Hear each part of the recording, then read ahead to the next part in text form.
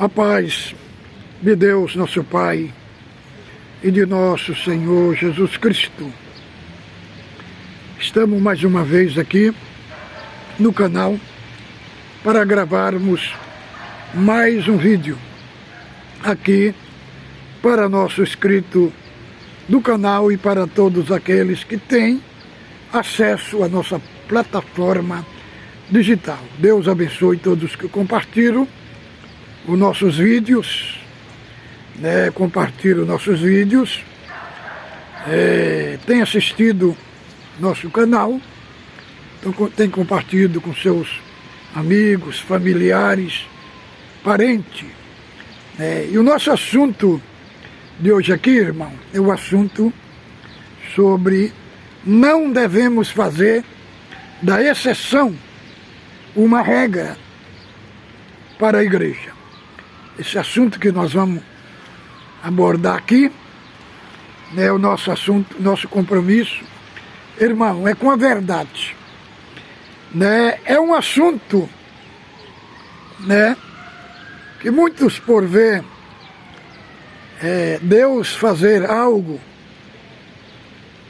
através de uma pregação de um irmão que não tem nenhum conhecimento bíblico, igual eu sou testemunha. Muitas obras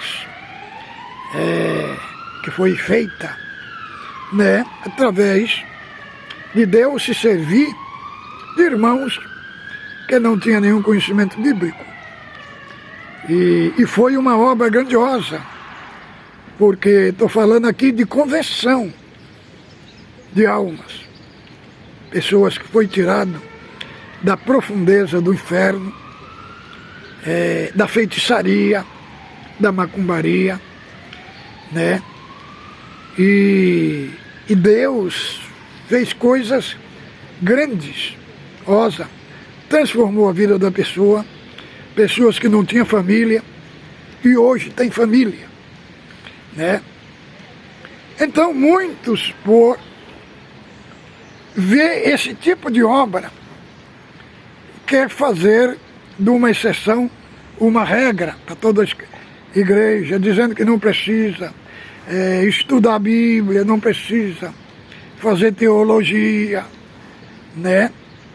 Porque Deus se serviu de alguém que não tinha nenhum conhecimento bíblico e aconteceu uma obra extraordinária. Irmão, nós não podemos fazer de uma exceção uma regra, porque senão, se fosse assim, para que Deus deixou a Bíblia para nós? A Escritura Sagrada. Para que Deus deixou? Irmãos, nós temos que entender uma coisa. Muitas obras, eu sou testemunha a respeito de libertação que Deus fez dentro da congregação,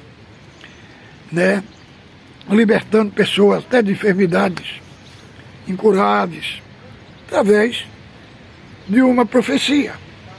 Mas nós devemos entender, a nossa fé, nossa caminhada cristã, ela não está fundamentada em experiência espiritual. As experiências acontecem para Deus manifestar o seu poder e muitas vezes para provocar na pessoa a se converter a Cristo. Vejamos em 2 Coríntios, capítulo 12. O apóstolo Paulo ali teve uma grande experiência. Ele foi arrebatado até o terceiro céu e ouviu palavras inefáveis de que o homem que não é lhes contar. Veja o que ele fala. Ele fala: eu não conto isso para o quem não me ouvir, mas de quem me vê e me ouve. Qual era o significado em me ver e me ouve? Isso daí, o apóstolo estava querendo dizer, em me ver em que sentido? Na pregação da palavra. e me ouve, no meu testemunho de vida cristã. Então veja bem, os dois elementos que eu uso, a pregação da palavra e o testemunho de vida cristã. Ele colocou o que ele contemplou no céu, na eternidade, as revelações, as manifestações, ele colocou de um lado, não querendo dizer que não é importante, querendo dizer que não é importante para balizar a nossa vida cristã. O que é importante para balizar nossa vida cristã é na palavra e no testemunho cristão. Entendeu, irmão? Por isso que a Bíblia Sagrada, ela fala para nós que o crente nascido de novo, ele tem que produzir frutos, como nós encontramos lá em Gálatas, capítulo 5, do 16 até lá o 21, nós encontramos os frutos. E esses frutos é produzido em quem? É produzido naqueles que se converteram, aqueles que são nascidos de novo. Então veja bem, entenda uma coisa, os dons foram dados de Deus para nós. Os frutos é de nós para Deus. A nossa vida cristã, irmão, ela não é avaliada pelo dom. Dom de Deus, muito glorioso, a manifestação sobrenatural, né? Nós encontramos lá em 12 de Coríntios, né? Do verso 12 ao 31, o 14, também 12 de Romanos, 4 de Efésios, ali fala dos dons de Deus. Os dons foram dados soberanamente para a igreja. Para quê? Foram dados como um serviço de Deus na igreja. Aqueles que têm os dons, eles prestam serviço no corpo de Cristo. Mas os dons não são eles que autenticam, que validam a nossa vida cristã. Nossa vida cristã, nós somos conhecidos como os discípulos de Cristo através do fruto do Espírito. O Senhor falou assim: sereis meus discípulos se produzirdes bons frutos. Está tanto lá no Evangelho de João, lá no capítulo 15, do verso 3 ao 5, como está lá também em 13 de João, né? Que o Senhor falou: verdadeiramente o mundo conhecerá que Deus está em vocês, se produzirdes bons frutos. Então, o fruto, irmão, ele é a nossa identidade, né? Ele é o nosso passaporte. Igual a pessoa para ir para outra nação, ele tem que ter o passaporte. Seu passaporte tem que ser carimbado quando chega em outro país, né? Mostrando que ele está com um documento, né? Está com um documento autêntico, original, livre para viajar. Assim, irmãos, o que autentica a nossa vida em Cristo e que nos avalia como cristão não é milagres, não é ter dons. O próprio Cristo, falou lá em Mateus no capítulo 7, né, quando ele vai falar ali dos falsos profetas, para ter cuidado com os falsos profetas que vêm até vós, vestido de ovelha, mas são lobo devorador. E aí ele vai falar assim, aquele dia, muitos chegarão, Senhor, nós fizemos muitas maravilhas, muitos milagres. E o Senhor vai dizer, em verdade vos digo, que não vos conheço. Então, vamos falar aqui deste assunto, vamos abordar aqui este assunto, né, da autenticidade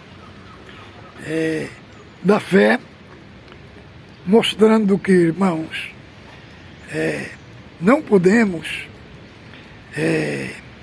fazer uma regra de uma exceção, de uma coisa que Deus fez, entendeu? Então, o nosso assunto aqui, o assunto abordado, que vamos avaliar a regra para identificar um cristão, é o Evangelho genuíno, se na sua vida tem a autenticidade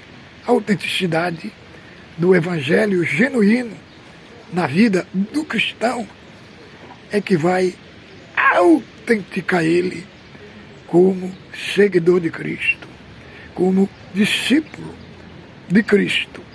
Então, é igual, por exemplo, nós encontramos lá em Números, que Deus falou em voz humana, na boca de uma jumenta.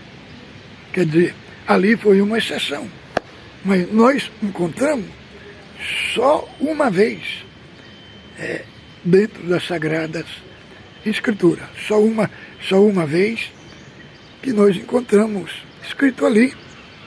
Então, o próprio Cristo, quando, por exemplo, lá em João capítulo 3, quando ele vai falar do novo nascimento, né, que aquele que não nascer da água e do Espírito não entrará no reino do céu, ali não foi uma visão aleatória que caiu do céu.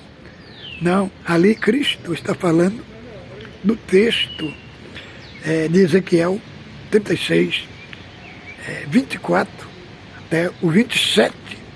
Lá fala desses dois elementos, da água e do Espírito.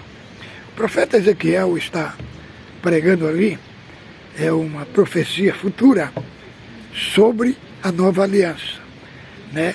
E ele fala que vocês serão purificados com água e vos darei o meu Espírito para que habite com vocês. Então, o que Cristo falou ali em João não foi uma coisa que caiu do céu, né, aleatória. Não, ele falou, trouxe ali uma revelação, mas daquilo que estava escrito. Igual lá, capítulo 7 de João, o Senhor fala assim, ó, que aqueles que fossem a ele, né, que cresce nele, rios de água brotaria dele, daqueles que crescem nele. Então, Cristo, aonde que Cristo estava falando? Estava falando de Ezequiel 47.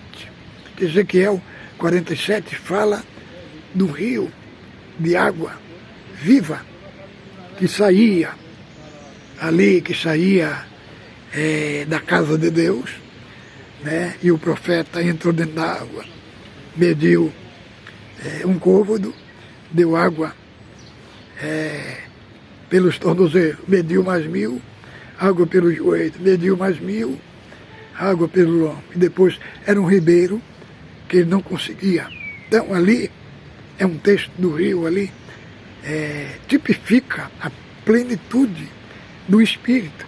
Então, é o mesmo texto ali que Cristo estava falando ali em de João, para falar sobre o Espírito Santo.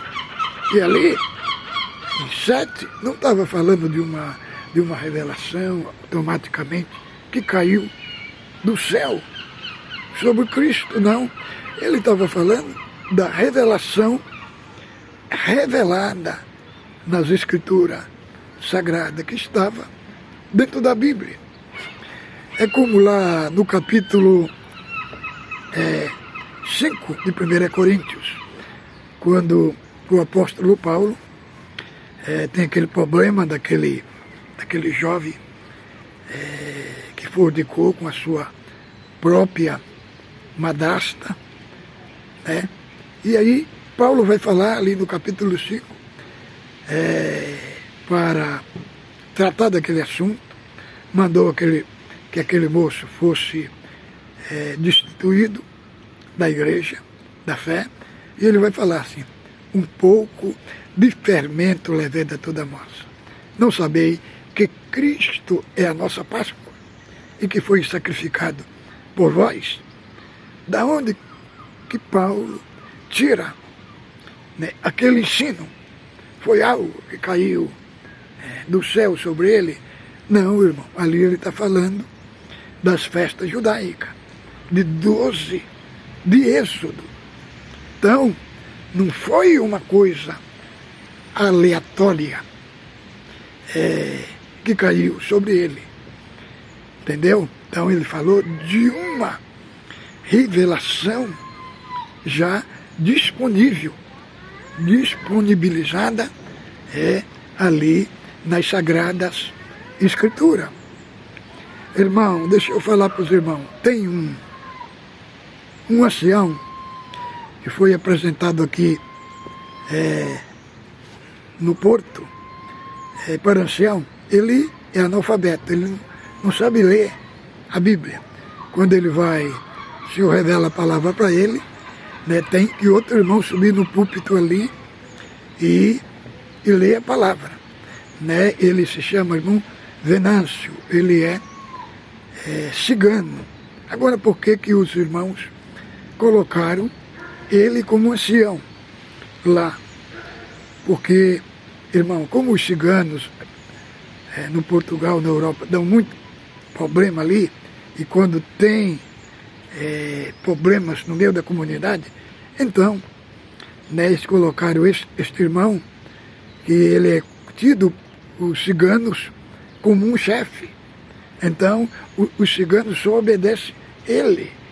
Então, o irmão Vitor, que é um dos anciães mais velhos da Europa, sentiu de apresentar ele para o ancião para poder resolver esse problema entre, né, a comunidade dos ciganos. E ali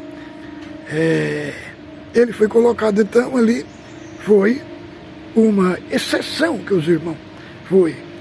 Agora, de uma exceção, não pode se fazer, né, uma regra para a igreja.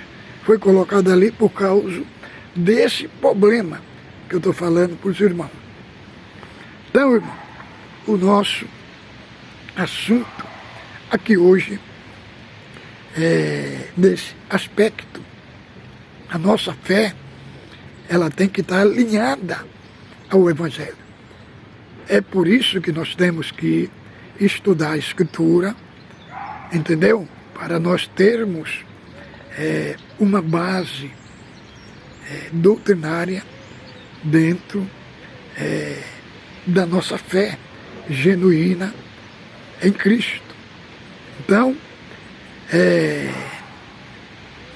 sobre Deus se servir de alguém, irmão, que não tem nenhum conhecimento bíblico, não faz disso uma regra para a nossa fé. A regra para a nossa fé tem que estar dentro dos aspectos teológicos das Escrituras Sagradas. Entendeu? Então esse é o meu aspecto nesse dia de hoje para todos vocês. Para o canal, comparta, os nossos vídeos. Fique com Deus.